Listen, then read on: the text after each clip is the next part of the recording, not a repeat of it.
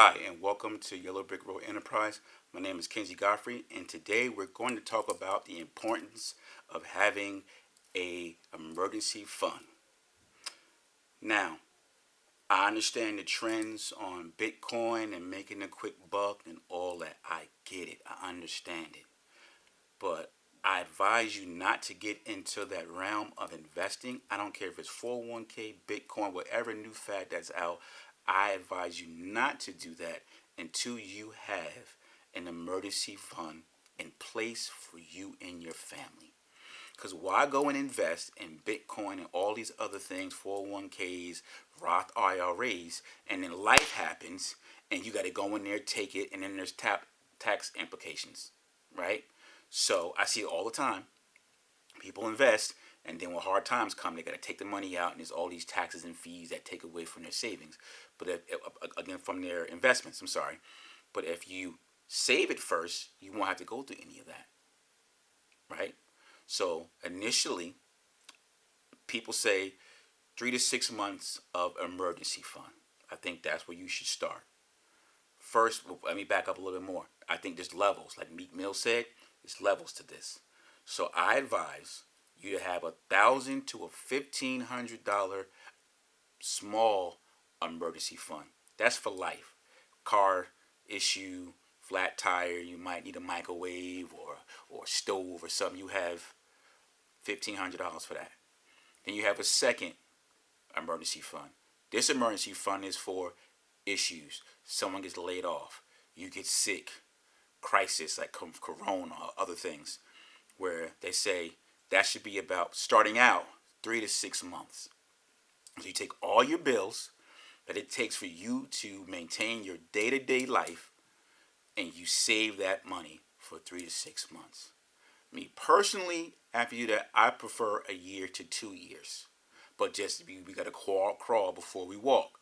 Do 3 to 6 months.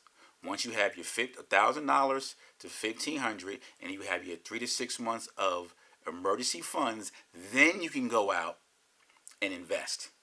Because now, say you have an investment, and you go out and you put money into these investments, 401ks, etc., and life happens. You don't have to go into it. You can work your first 1,500, then you have your middle one, and then you have your, at the end of the day, if you have to, you go into your investments that you invest in, stocks, real estate, whatever the case may be.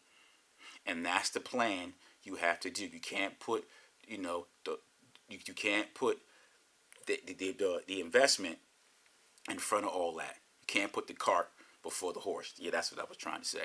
Yes, you can't put the cart before the horse. Work the plan. Once again, $1,000 to $1,500 up front emergency fund. That's the buffer. Then you have your, unexpected events. Coronavirus, might get laid off, you get sick, you have 3 to 6 months in there. Then you have your investments. That's how you should work that thing. Don't jump. I know it can be enticing, it can be intriguing, but no, stick to the course. There are always going to be new investments. There are always going to be new opportunities. You're not going to miss out. New investments is just like buying a new pair of shoes. Every year, a new one come out in a different color. Okay? So you're not going to miss anything. Get your plan together. Like I said in previous videos, work the plan. Don't get excited with what's going on. You're in control. You work it, and when you work it, and you had then the opportunities to come, and you'll be in a better position to maximize on them, and it won't affect you or your family because you have streams, you got different accounts and money in place to protect you on the downside, and that's key. And that's very, very key. So that you don't put it all in there, something happens, you pay more money on it, and you got to start over. That could be defeating. And don't encourage you to do it again. Well, I tried it, that whole real estate thing, and it messed me up. No, you went about it wrong.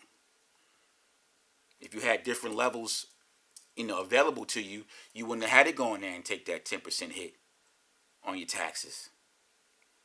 So make sure you follow the plan. Like I said, if you don't have a liquid savings, do not invest. You can't invest if you don't have your foundation together. Wait on it. It's coming. Don't rush. You ain't been rushing all this time. Patience and work. work your goals, and you will get there in due time. That's all for today, folks. And guess what? I will see you on the next video. Take care and God bless.